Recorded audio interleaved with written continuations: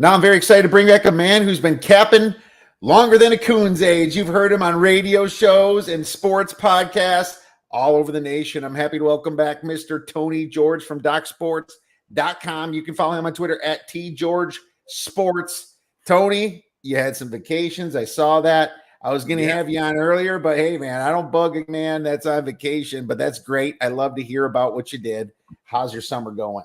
Summer's going good. You know, I had some health issues to open up the year and really put me behind the 8 ball for about 3 months. I'm just now kind of getting over it and had to have some major surgery and really kind of bedridden there for about 6-7 weeks and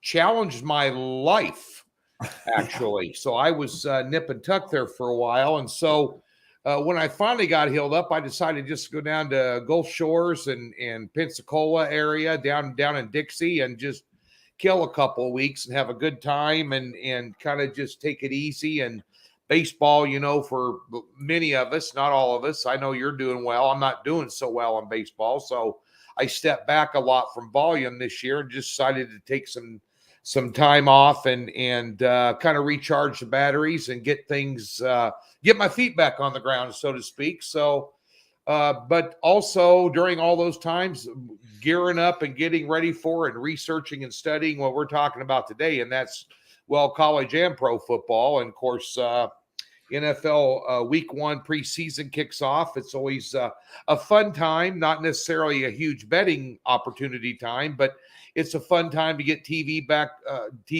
on the football channels and raring to go for 2023-24 season. It's going to be a really good one, I think. I think so too. Thank God your procedures went okay. I think we talked right around that when that happened. But man, it's got to be scary, and you lose all that time for researching baseball, makes it harder. Yeah. And I like what you said there about cutting volume, because I think that's one of my best ways of getting back. You know, you can never tell when you're hot, but here's the thing, you know, you're not hot on the sport. You cut the volume, you still get those days of wins. And any loss you're taking isn't extraordinary. And you're usually using your best plays when you're giving that out. And more like your 5 stars are going to be the ones more prominent, and you're not taking that one you thought that was a 2-star or 3-star that could lose. And sometimes that's just the best way to do it. And I've literally built my bankroll back by doing less volume. As a matter of fact, my baseball year has been very low volume because I had a bad last year. I was able to get some back, but I gave a ton of my basketball winnings away in April, May, June, and then I got a little back at the end. But I'm like, you know what, baseball is tough. I'm gonna do 1 to 3 plays. Once in a while you'll see a 4, but mostly it's 1. Yeah. And it's been great for me this year. So I love what you said there. I'm doing the same in a couple other smaller things that I need to focus on and get a little bit better at. But I love that strategy. But hey, man, you're here now. Thank goodness you're in good health. That's the most important thing, my man. And you're back for your best sport, which is football. So I'm really happy about that. And now, of course, you have been transitioned into the Big Ten a little bit with Nebraska, obviously, your alma mater, your home team, your favorite college football team. And before we get into the Big 12 or any other thoughts, here we are. You got a new coach. Me and you ragged on Scott Frost for the last 3-4 years on this show, Tony. How you feeling about the Huskers with the new coach? Well, first of all, it pisses me off that you've got bragging rights being a Wisconsin Badger. I got to hear about that crap all the time. Every time we play them, guess what? Kiev gives me a text. Just let me know what the final score was. You know, how many touchdowns the running back had. Every time we play Wisconsin, they set a school record against us for something. So, you know, I'm kind of getting sick of that crap. When Melvin Gordon have 426 yards in 3 quarters, I think. Yeah, something like that. Then you had a freshman that year run a couple of years ago or last year or whatever. Oh my God. Nebraska's just been, you know, it's been a dumpster fire since they fired Frank Solich after a 10-win 11-win season. He goes to an Orange Bowl or a Rose Bowl and plays the national title game with Eric Crouch and they fire him. After that, no one was going to beat Miami that year. And since then, it's just been, one of the biggest collapses in the history of college football, because Nebraska, was dominant, and they're still, they've sold out every home game since 1962, which is about the only record they hold nowadays. But, Scott Frost was an absolute debacle. And the biggest problem Nebraska has is player development. They've recruited good players. They've got decent players in the transfer portal over the year, and they just continue to turn the ball over, make stupid mistakes, and bad coaching. I mean, Taylor Martinez was having a great year at Kansas State last year after he left Nebraska, just because Chris Klein's a better coach than what Scott Frost was. And of course, he got hurt, and Howard stepped in. They've got, we'll talk about them later, but they already had a deep quarterback stable. But I think the one thing about Nebraska this year, and I just did a free pick video over on, Doc Sports. We got a YouTube channel. A bunch of us put daily free plays and futures picks up there. And I just did one on Nebraska and posted it about an hour ago. And I'm going under the 6.5 wins. And I'll tell you why. First of all, Matt Rule, they paid him a crap ton of money. It was an extensive search. I think he's a good coach. He's a good college coach. He turned around Temple. And remember, he turned around Baylor when Art Briles just left that a smoldering cauldron of doom and despair. It was one of the most amazing turnarounds I've seen in a program, actually. But bear in mind, and I said this to all my Husker fans, and I'm an alumni, lived there 35 years. The first year at Temple and Baylor combined for Matt Rule, the win-loss record was 3-23 in year one. It takes a long time to build a program, especially in the Big Ten. It's not like we're in the Mountain West or the AAC or, the Sun Belt. This is a Big Ten. Now you've got USC and UCLA in there. You got more coming in. You've got, powerhouse programs like, Ohio State and Penn State and Michigan, and, Michigan State's coming on. Iowa's always tough. Illinois is on the rise there, as well with Bielema, your ex Wisconsin coach, who did a hell of a job with Illinois last year. I mean, like him or don't like him, he did a hell of a job. But Nebraska's, if they were to somehow get to 6 wins and a bowl game, somehow, if they were to do that, that would be the biggest step forward in that program in the last 20 years. Yeah. Literally in the last 20 years. So I think that people need to manage expectations. They're going to open up against Minnesota on the road. And then the following game, they got to go to Colorado and do the Neon Dion primetime game there, where they're laying, I thought futures line on that at -9. I don't know anybody in my business, including you, that the second game of the season under a new head coach, where they don't have on the first team and the second team preseason all-conference team, Nebraska doesn't have one single player on that roster in the first or second all-conference teams. They are talent depleted, and you're gonna lay 9 with them on the road in Boulder. I mean, I think you need to. They got Northern Illinois and Louisiana Tech to open up their only 2 games at home that aren't conference games. They might be able to get through those.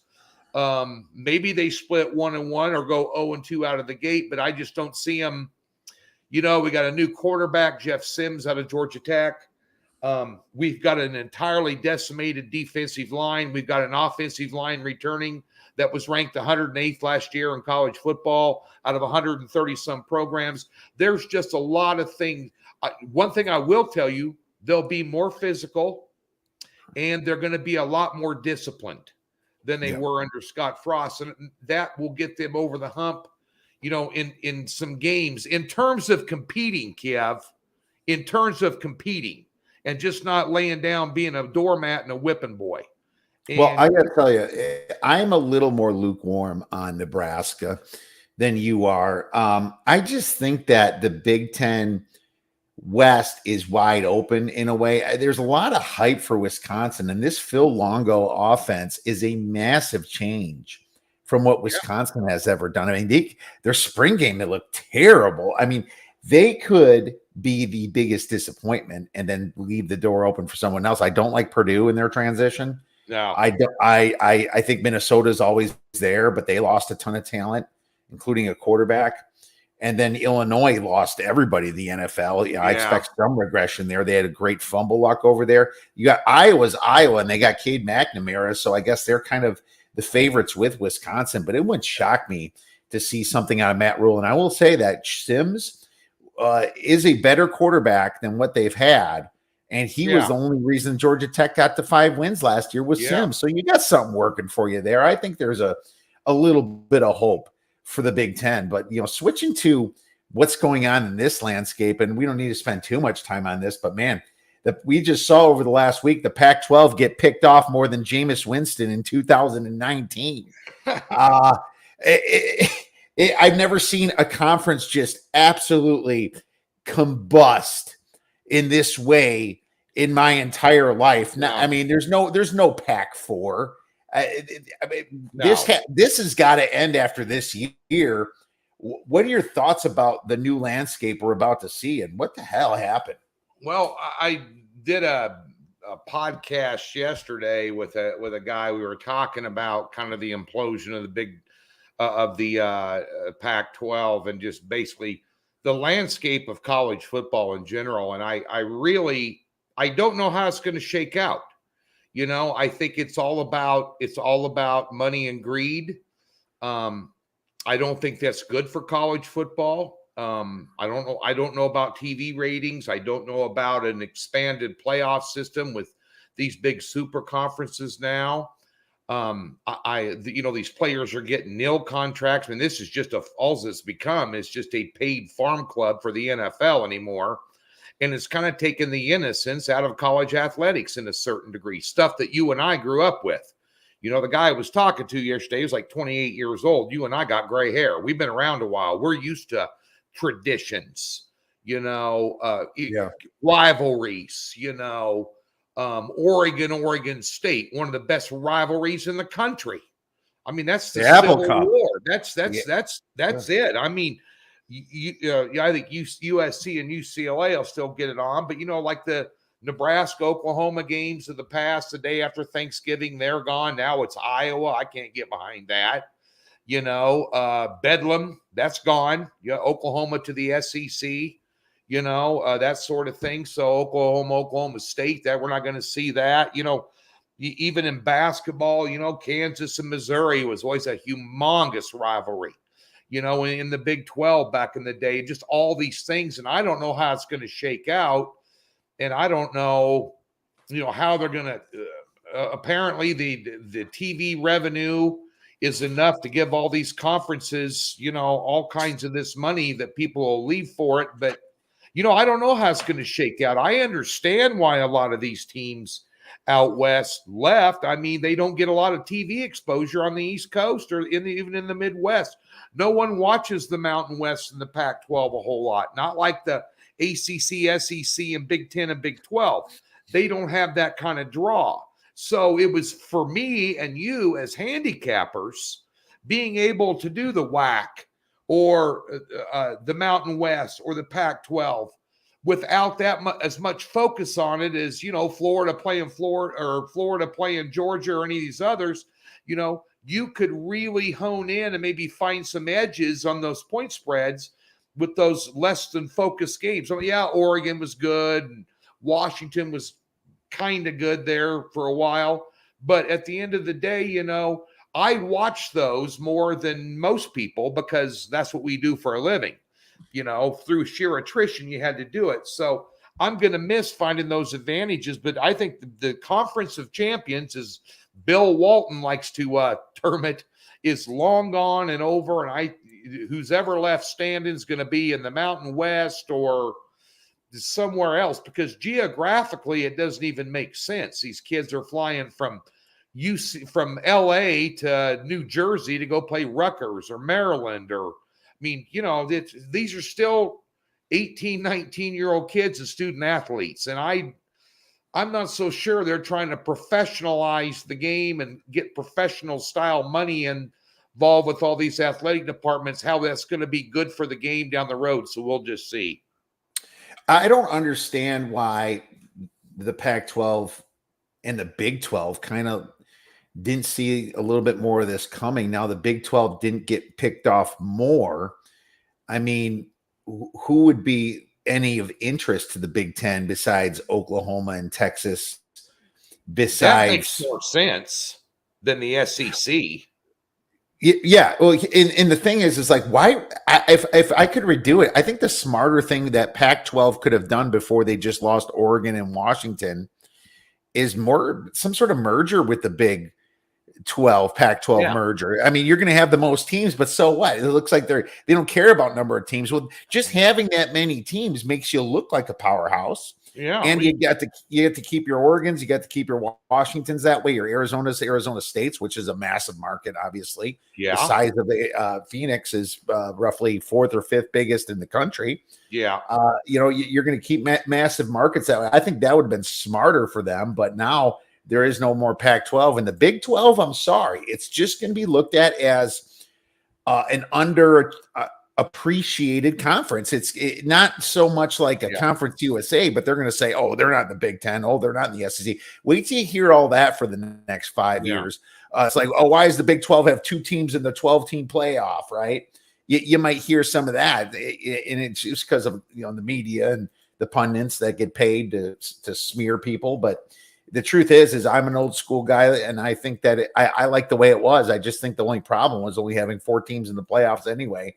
And now it's just all about money, and these schools kind of separate. It shows you how weak the NCAA really was. All this stuff was run by conferences and their own rules in the first place, Tony. But they're trying to compete with the SEC. I mean, they dominate college football, and they want to get a conference where they can contend. I think they've got one this year in the Big 10 in terms of top heavy. You're talking about the Final Four. You want to comment on the Final Four. I think you're going to end up seeing Michigan and Ohio State both in it. And I'm probably going to see Georgia, and you might see either Clemson or Florida State. I'd lean Florida State there. I think they're going to have a phenomenal year this year. I think they're going to come out of the gate. I think they can get Clemson. I'm not sold on Clemson this year. And by the way, I didn't mention a Big 12 team. I don't see they're gonna the Big 12's top heavy with 3 teams, the Big 10's top heavy with maybe 2 for sure. Like you said, half of the Big 10's wide open. It's anybody's ball game. I got 7 teams can I think make it: Georgia, Alabama, Michigan, Ohio State, LSU, Florida State, Clemson. And I guess throw in Texas, maybe 8 teams, but Texas's talent just has to put them there. And if they go to Alabama and win that game, they can afford a loss and get into the and get into the 4 playoffs, because this is the last year of 4 playoffs. I guess if I was going to pick, I would go Michigan, Ohio State, LSU. And if you can throw in any of them, I'll go Clemson, Michigan, Ohio State, LSU, and Clemson. I'll just say the SEC beats each other up because they lost their quarterbacks. You can come up with anything, but I still have Georgia my number 1 power ranked team, and I really have Alabama number 2 until they prove me differently. I have to go by past success.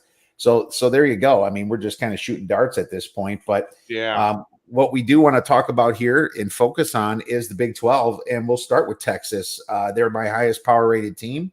I have them number 6 in the nation right now, personally. They return a decent amount of production. They were 1.44 net yards per play. Is this the team to beat to win the Big 12, Tony? Well, I'm looking at one of these preseason publications, and I found one I really like that does a really good job of ranking teams, like a Phil Steele. By the way, speaking of Phil Steele, I'm going to throw this out there real quick. Phil Steele predicted and said not only does Wisconsin win that division, the Big 10, he thinks they win the Big 10. Which I kind of lost some footing on Phil Steele after that, but I'm using this Pick 6 previews, which is a really good preview. And if you look at the unit rankings in the Big 12 in terms of the quarterback unit, the running back unit. And I agree with all these. Number 2 for the quarterback unit with Ewers in there. And I'll tell you why that is in a second. Running back number 5, they lost their stud. But every other unit, wide receiver 1, tight end 1, offensive line 1, defensive line 1, defensive backs 1. These are rankings per unit. And number 2 in linebacker. And the only reason that Quentin Ewers isn't the number 1 quarterback in the Big 12 is because that Jalen Daniels for Kansas is going to be the best quarterback in the Big 12 this year. Mark my words on that. And he ranks in the top 5 in almost every category that counts nationally coming into this year, and they're going to have a good team. Leopold's going to have another competitive team there, but I hope so, man. I don't see the Brent Venables experiment at Oklahoma last year failed miserably. You saw the difference in talent that Texas had against Oklahoma in that Red River War game last year. So that being said, I don't think anybody in this – I think you look Texas, Oklahoma, Kansas State, TCU, and Texas Tech are the teams that are going to matter in this conference. The rest of them's all a toss-up. And as a matter of fact, as far as I'm concerned, Kiev, Texas, Oklahoma, and Kansas State's, neither one of those teams is a touchdown favorite over the other. I mean, Texas is not going to be a favorite a touchdown over Oklahoma or Kansas State. And I tell you what, you better keep your eye on Kansas State because this Chris Klein is no freaking joke. This guy can coach football. They got a crap ton of players coming back, including their quarterback. They did very well in recruiting. They did very well in the transfer portal. He's the second coming of Bill Snyder. I mean, he really is. I think so too. And here's the thing. Obviously, we'll get to Kansas State. We're on Texas, but Texas, I feel like kind of what you said about there, a bunch of teams, a handful of teams. I think there's a lot of teams that can win the Big 12. It's like, I don't think there's a lot of teams that can win the SEC. I think it's Alabama, Georgia, and LSU personally. I don't think there's a lot of teams that win the ACC. It's Florida State and Clemson. I don't think there's a lot of teams that win the Big 10. Sorry, Phil Steele. Quit trying to get me excited, but no, it's Michigan and Ohio State. You know, I probably thought you probably made a banner out of that statement. You knew about it. Oh, I wish I was more of a homer, man. I'm a pessimist Badger fan. Glass is half empty, my friend. Glass is half empty. I've seen enough. But what I will say is that the Big 12 is up for grabs. And I've heard this crap about Texas for years now, and they still don't put it together. Quinn Ewers is backed up by a couple quarterbacks. Archie Manning is one of them, and he's too young right now. Their other guy, I'm forgetting his name off the top of my head. He has a shot. But in my opinion, Texas has the talent, but they never can completely put it together. And I've seen too many chokes from Ewers. So wink, wink, wink. I'm going to have a couple future bets that I think could at least play Texas in the championship game, Tony, that you can hedge out of. Okay. So you kind of hinted on one of them already, but my number is 9 for wins. 9.5 is the win total for Texas. So even though they're my highest power rated team, I have to power rate them based upon their recruiting talent, ranking 6.33 in their last 3 years. The good returning production, 19th in the nation, but it's still Texas. So let's move on to Oklahoma because you just mentioned. I just wanted to mention one thing too. I think you failed to mention Texas's biggest liability, Steve Sarkisian. Yeah, he can't win the big one. He's like Mac Brown. Can't win. The way like Mac Brown, I'll give him one thing. He won a national title, but he won it with Vince Young. And if Vince Young was playing for Tulane that year, they would have won the national title. He was one of the best college football quarterbacks since Tommy Frazier.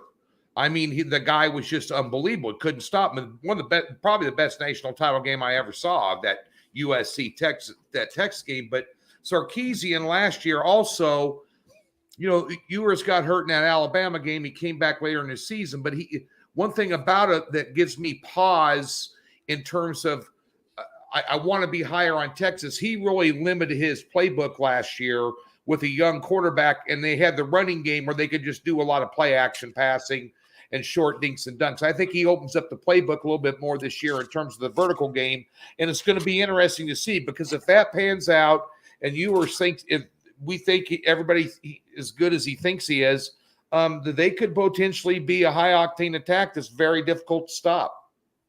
Well, they would give up.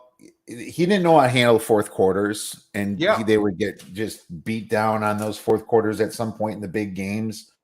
He might be learning a little bit, but you're right. He is their best offensive guy and their best liability when it comes to getting those W's needed to get into the championship. So that's why I always hesitate when I say Texas. But, look at what you said about Brent Venables in Oklahoma. I was not impressed last year. I have Oklahoma, my 17th best team, to be honest. I'm not that high on them. Yeah, I'm covering them because they're Oklahoma, but literally their returning production ranks 77th. Their transfer portal did well at 8th. Their net yards per play only 0.49 in the positive with Oklahoma. Their strength of schedule is 41st this year. Their win total is 9.5. I have them at 8.75 wins if they have a good season. Right.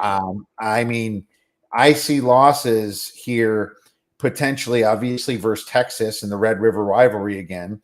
At Kansas is going to be tricky. At Oklahoma State would like to give them a farewell, goodbye type game on November 4th this year. Yeah, I don't think they can. Well, they'll try. They'll try, but they lost more than anybody in the conference. They lost a quarterback that's in a battle down at Ole Miss right now. But I'm telling you right now, well, you know who Matt Humans is out here at VEASAN in Las Vegas. You do some stuff with VEASAN. This is one of his biggest picks, is under the win total with Okie State. And if you do some matrix and take a look at them, they lost more in the transfer portal last year than almost any other team in the country. And so Gundy's going to have his hands full right now, getting that program back. Now, maybe by November, when is that? Let me look at that game. That's November 4th. Maybe by November they got their act together and give Oklahoma, a ball game. But because that is in Stillwater, which is worth 3 or 4 points. But right now, I'm not real high on Oklahoma State, but then again, I'm not overly high on Oklahoma. I think Kansas State might have a better team. And then your West Virginia is the worst team in the league. They play them the following week, and then at BYU, and then they end with the loss probably to TCU. So I don't know about Oklahoma this year. You're thinking what, 8 wins? Oklahoma 8 or 9 wins. I do like the fact that they don't get Kansas State. So that helps them on their schedule. They get the newcomers at BYU and they get UCF. So that's helpful. Yeah. What sucks is their schedule's easy. They got 3 easy non-conference: Arkansas State, SMU, and Tulsa. Yeah. So they have a path, but I just don't trust the offense here. I know Venables is a defensive guy, but in my opinion, I didn't see anything out of Dylan Gabriel last year that made me think he's a big-time quarterback. Yeah. He came from UCF, and I just didn't think that, I thought UCF took a little bit of a step back when their guy went out, obviously on that gruesome injury. I'm blanking on his name, but I know who you're talking about. I can't think of his name either. Yeah, but he was like on the way to the NFL before that thing happened. So I was very upset about that. I'll think of his name in a minute, but I'm just not that impressed with their offense, and they also lost a lot of production. So, and you say Oklahoma State lost a lot of production. So here's the thing. I am against everybody on this because I think Oklahoma State, even though they lost 18 guys for transfers out, including their quarterback, Spencer Sanders, they got 14 guys in. They're not ranked high in the net rankings for that. But at the same time, this is kind of when Gundy shows his best work, is when they're undervalued. And this schedule for Oklahoma State is extremely easy. Oklahoma State doesn't face Texas this year. They don't face they get Kansas State at home and Kansas at home, which are a very much improved Kansas. They get Houston, Cincinnati, and UCF and BYU. They get all 4 newcomers, meaning they're avoiding some teams. They're at Iowa State, but Campbell doesn't really scare me anymore. West Virginia, that's a possible win right there. Cincinnati lost everybody this year. Their schedule is just so easy, you know, and that's the way they could sneak in. Yeah, I think you're right. I mean, I could see that. I could see the argument, but until I see, you lose a quarterback like that, and you lose a bunch of your one thing Mike Gundy's done over the past 3 or 4 years, especially, is he's improved his defense. He had the Mac Brown school of thought. We'll just outscore everybody. But that plays a role of attrition on your team, on your offensive players, when you lack a lot of depth, is we'll just beat people 41-38 every game. So, he finally got his defense, going. And they lost a lot on their defensive side of the ball last year as well. And then losing a 4-year starter at quarterback that is an absolute stud, I tell you what, that's going to leave a mark. And That was weird. Spencer Sanders leaving was really weird, because he's taking a backup role now, right? I mean, right. I don't understand that thought. Like, what do you think you're going to all of a sudden, be the guy, coming in? I just feel really weird why he left, and it shows that there is some definitely friction between Gundy and him, because he went to Ole Miss, and Ole Miss has Jackson Dart there. So it's like, what are you going to do? Are you sure you're going to beat Jackson Dart out? I don't think so. So I thought that was just very strange. Now Bowman comes in, Alan Bowman, which did good 1 year for Texas Tech. And then he did terrible at Michigan, but he wasn't, but then again, he wasn't, I guess that's okay if it's Michigan, but maybe if he gets resurrected here or something, then this team could be a little bit deadly. I don't know. But but what I'm saying too, they avoid TCU, who won it last year. They avoid Texas. Yeah. So they avoid the two best teams, I think, with Kansas State, of course, there. They at least get them home. Avoid the top two teams, and Kansas State's at home. I kind of like that. And Oklahoma's at home. So schedule-wise, if they can just be in the mix, they can be 9 or 10 wins. So I'm going to disagree with Matt Humans. I hate disagreeing with them, but in this case, I think they go over. I think they're contending for the title. I'm going to tell Matt that I'm golfing with him in the VEASAN tournament on Sunday out at Prim Valley. So I'm going to be sure and tell him that you want to side bet on that, since you're so confident in Okie State, because here's what you're betting. Remember, their defensive coordinator retired last year, and he needed to. Their rushing defense ranked 101st, yards per carry, 107th, explosive rush, which is, plays of over 8 yards, they ranked 117th. Their passing defense is ranked 106th, and they brought in a guy from Division II school, kind of an off-the-radar assistant. So it's going to be interesting to see Mike Urich from Shippensburg, Pennsylvania, see what he can do there. But I'm telling you right now, this is a quarterback-driven league, and I don't think they've got one.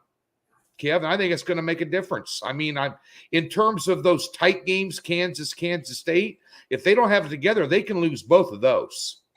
Well, Spencer Sanders wasn't exactly good last year either. So, I mean, they're in like the 90s in pass EPA.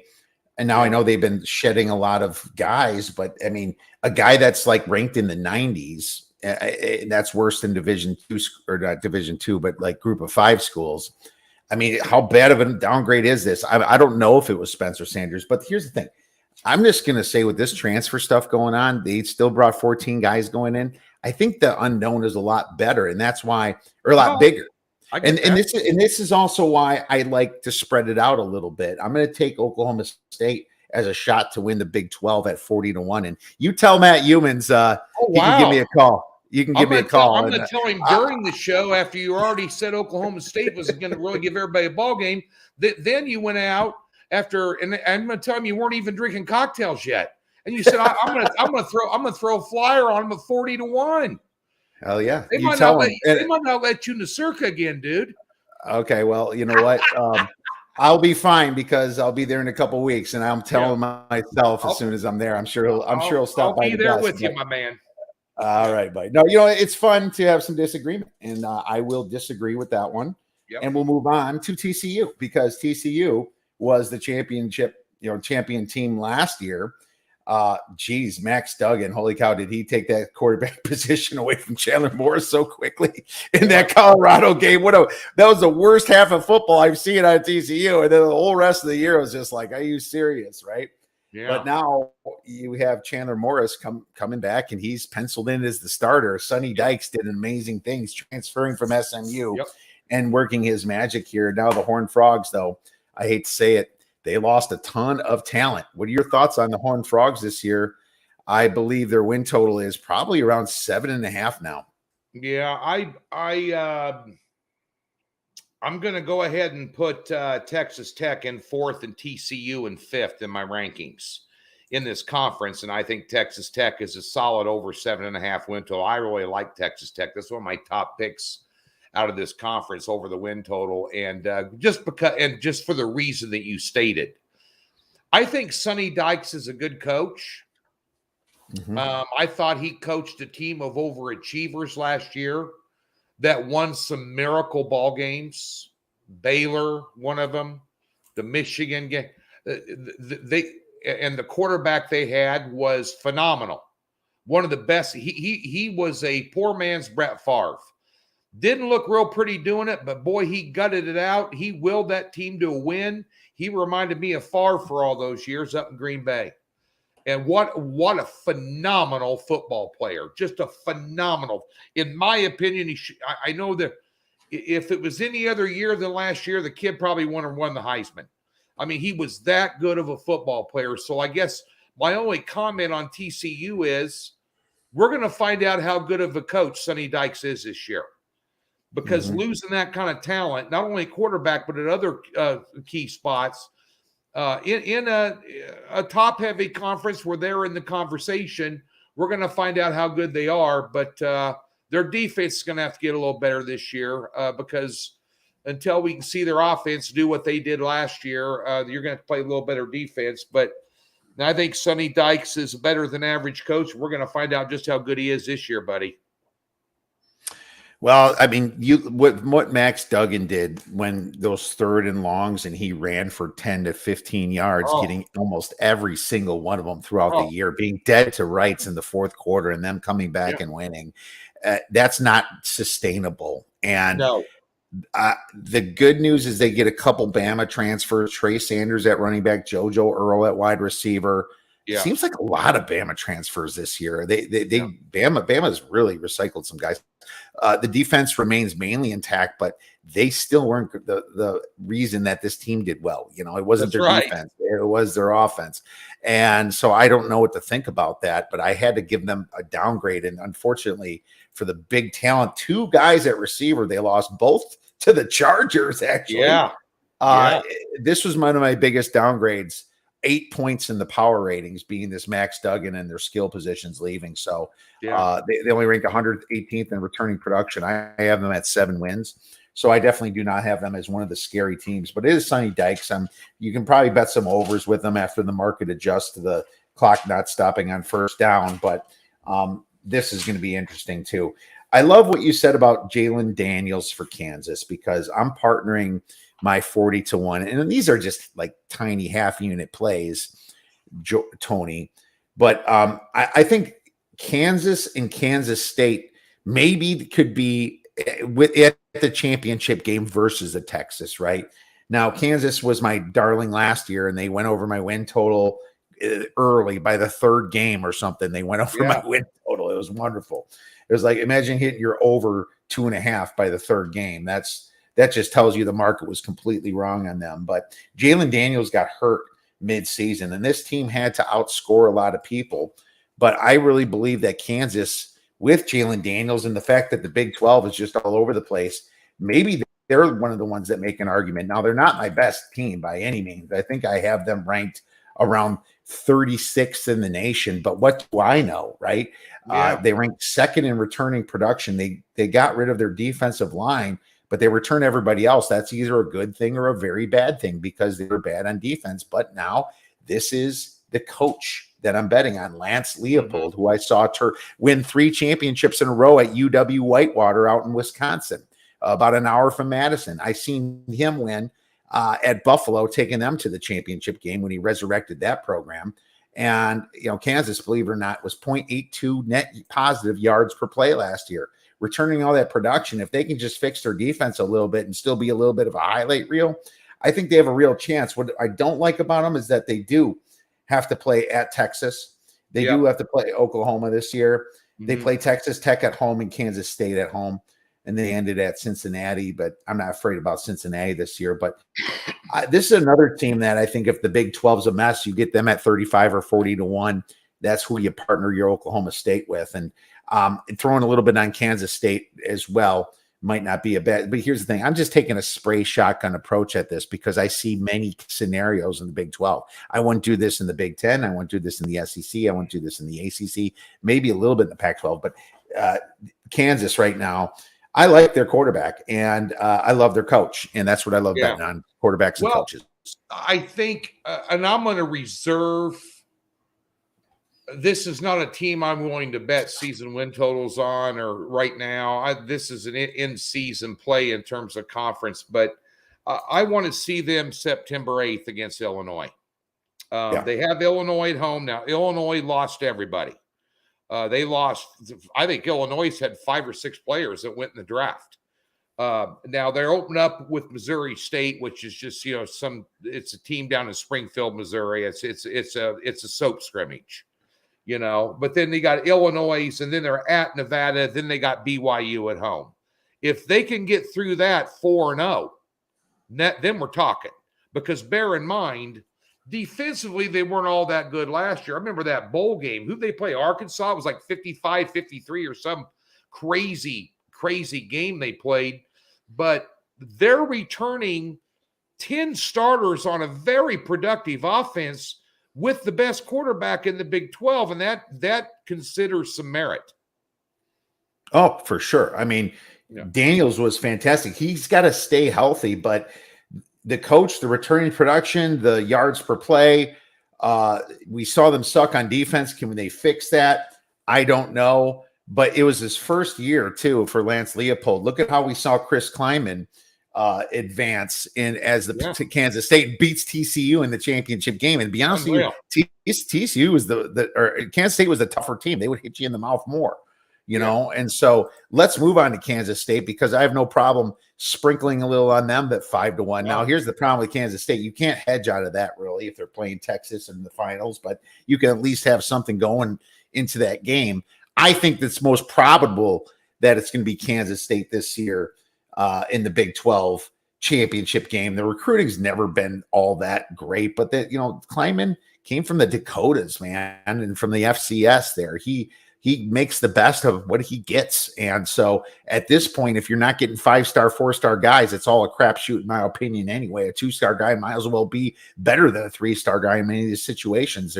Their returning production ranks 76th in the nation. They did lose some guys to the pros, but they were a solid 0.58 net yards per play, and they returned their quarterback, Will Howard.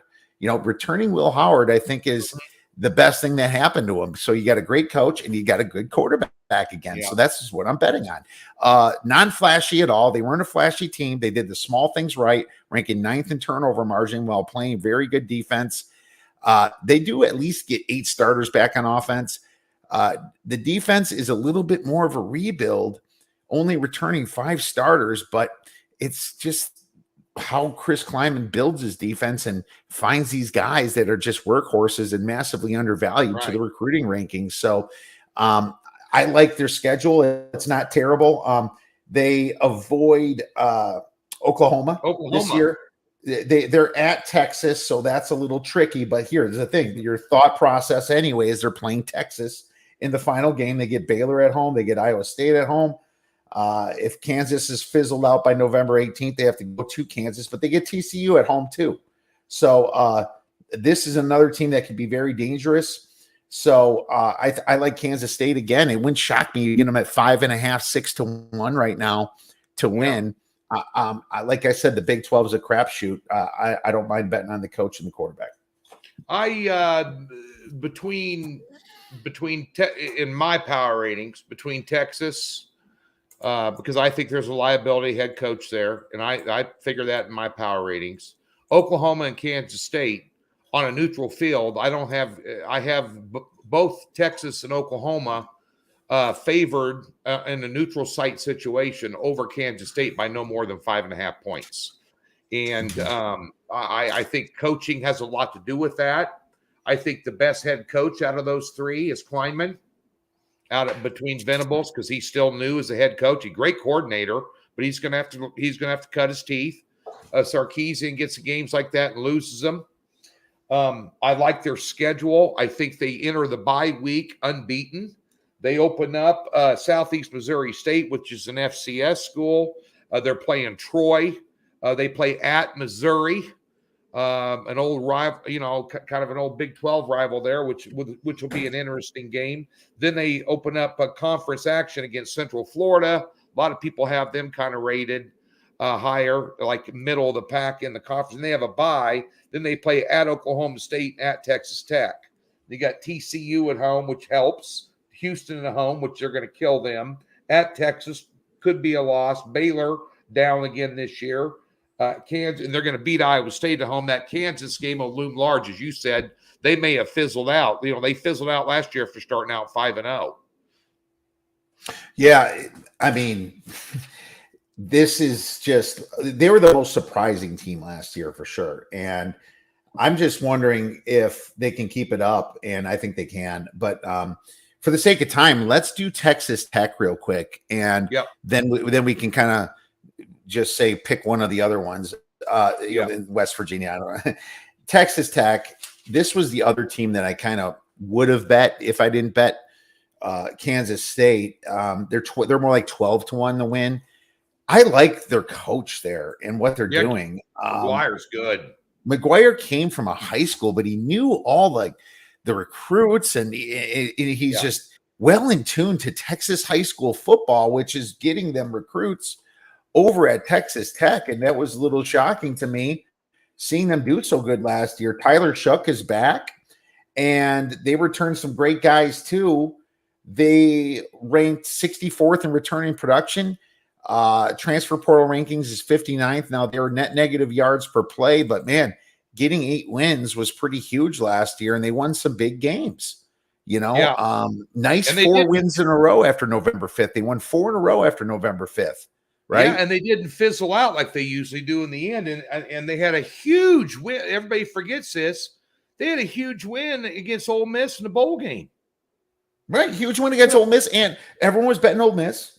And they beat Oklahoma. They beat Oklahoma in overtime on November 26th. Yeah, 51-48. These last 4 wins weren't cakewalks. Kansas, at Iowa State, Oklahoma, and Ole Miss. So this is one of them that if I could take anything, I can't bet on everybody. It's just negative. I might even be on some negative EV right now. I just look at the conference as more opportunity. 240 to 1s and a 5.5 to 1 is what I'm on. Right.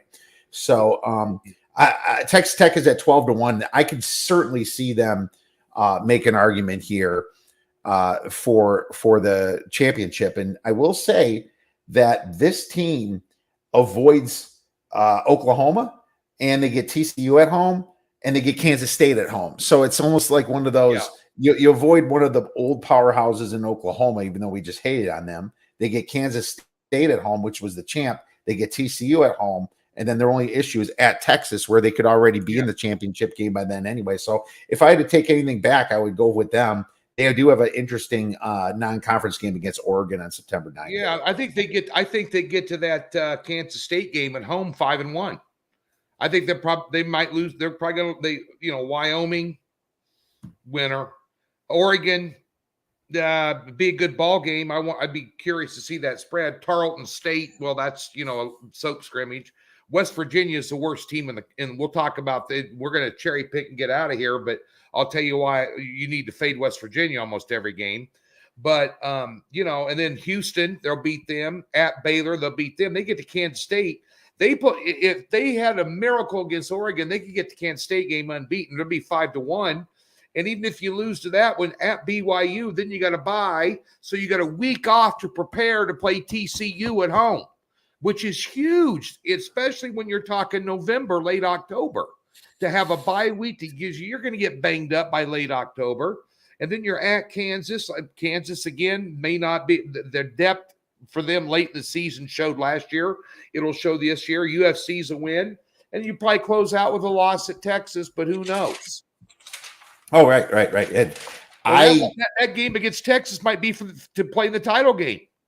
I would not hate a bet on this team to go over their win total as well. Their win total is at 7.5. Yeah, minus 105. It was at plus 120. I mean, that thing turned around quickly. It opened at plus 120 at over 7.5. Now it's minus 105. What's that tell you?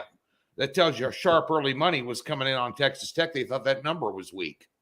Yeah, Zach Kitley's a great coordinator there too. Remember, he was on Sam Houston for a while when they were winning out there. Right. And he comes over here.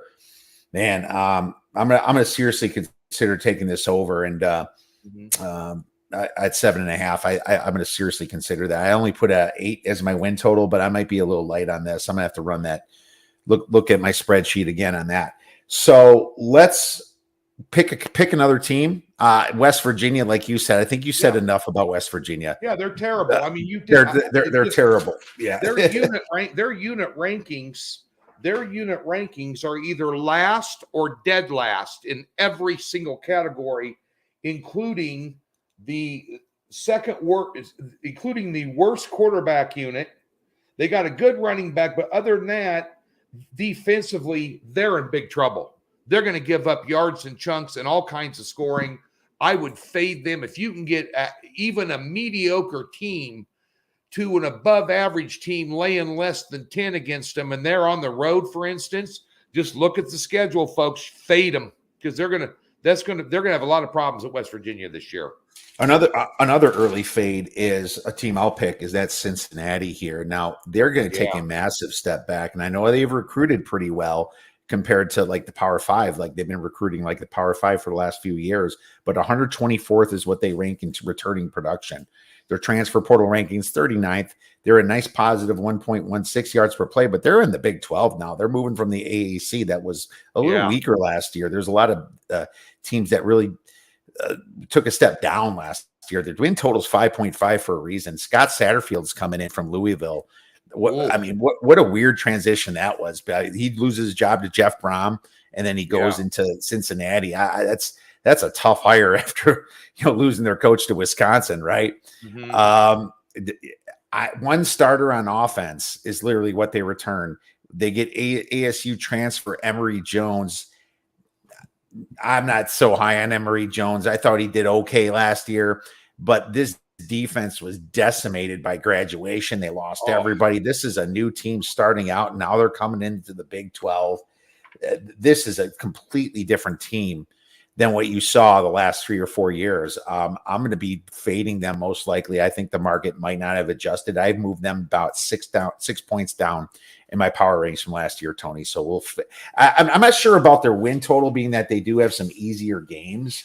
So that does worry me about the 5.5. I think they win against Eastern Kentucky, Miami, Ohio, at Pittsburgh, probably not. But they do have some easy games. I would still lean to the under 5.5 for sure. Just curious if they can sneak one against UCF, against Baylor at home or something in Iowa State. Who I'm maybe at Houston. Maybe at Houston. They're not. Oklahoma State's better than they are. I mean, Iowa State, they get them at home. I'll tell you one thing. Iowa State's going to be middle of the pack this year, but folks, never underestimate how difficult it is to go into Jack Trice Stadium in Ames, Iowa and win. I'm speaking from experience. I lived in Lincoln, Nebraska. We were in a Big 8 and a Big 12 for 35 years. That is one of the biggest snake pits to play in. The Hilton Coliseum for the basketball team is no joke either. Iowa State has some of the best fans in the country. Radical, loud, riot level, courteous, but boy, do they back their team. And I'll tell you what, so they're lucky they're getting Iowa State at home, but this is a complete rebuild. I mean, this is a complete rebuild and complete new system, new coaching system, a complete new everything. And you've bumped up from the AAC to the Big 12. I mean, that's on top of all that other stuff, Kiev, it's the Big 12 conference. Yeah, it's too much going against them. Yeah. for Satterfield to even handle this year. It's a honeymoon year for him, so his job is okay if he wins a couple games, but it's I just don't see him winning a lot of games. Maybe that 5.5 is still live under. I'll take another look at that one, but that was the one I picked. You want to pick any of the other teams to cover before we go? No, I think the best pick I got is Texas Tech over 7.5 wins, and Kansas State over 7.5 at -130. And I'll tell you, I'd probably put out a flyer on K-State to win the conference. All right, K-State to win the conference, and that's the 5.5 one. I have the flyer on K-State to win the conference as well. I have the over Oklahoma State 6.5 flyer on them at 40-1 to win the conference, and Kansas at 35 or 40-1. I've seen them both right now to win. Those are my plays, and I'm probably going to take Texas Tech's over. So just have that in the back of your mind. It's almost like a fail safe, but they all have to be Texas, and that's you need to have that. You need to have that Texas Tech over as my best bet to cover that Oklahoma State loss. I just think this Big 12 is wide open. But I actually think UCF is a little tricky too, because Gus Malzahn has recruited really well, and they return a ton. Plum Lee's a good quarterback. You know, I think that UCF now is just that. I think they're in better shape than BYU and Cincinnati and Houston right now. Big time. Coming they are to the Big 12. They are. I think they could finish 7th in the conference. Yeah. I think they'll sneak a win against somebody they shouldn't, at least. Right. Maybe it's Oklahoma. Maybe it's someone like that to look at the schedule. But maybe it's at Kansas too. At Kansas State might overlook them. If you overlook them, But again, I'm always wary of teams that come out of a mid-major style conference and go into a big conference their first year, because it is a different ball game. But Central Florida has also proven in some games against some big competition in bowl games they can play ball. So let's see what happens. But I think they're middle of the pack team. I think they'll do better than any of the other newcomers. All right. No, I agree with you too. And I think they're better than West Virginia as well. We'll see about Iowa State. What I do like about Iowa State, they do return a ton of production. So, they could be that sneaky team. But, kind of what we said in the beginning of this whole podcast, this Big 12, you can make arguments left and right for a lot of stuff. Yeah. Baylor's supposed to be back with their coach, Dave Aranda, who used to be our coordinator in the Badgers, LSU's coordinator when they won the championship. Yeah. There's just so much there.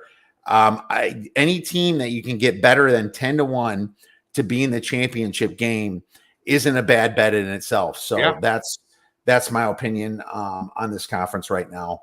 Tony, great job. Thank you so much for covering everything here. Where can our listeners get your great information and plays? Well, just follow me on Twitter at TGeorgeSports. Also, Doc Sports. We've been around 53 years now, DocSports.com.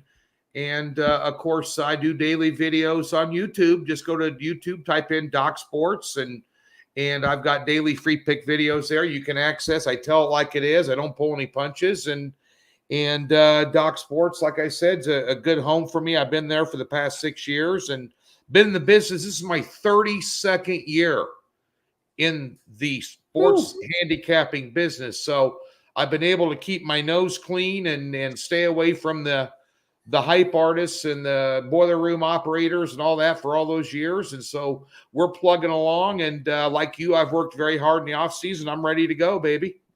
All right. Tony is ready to go. Make sure you check him out. Doc Sports is a great outfit. Check them out with Mr. Tony George. Thanks again, Tony. We'll be talking soon.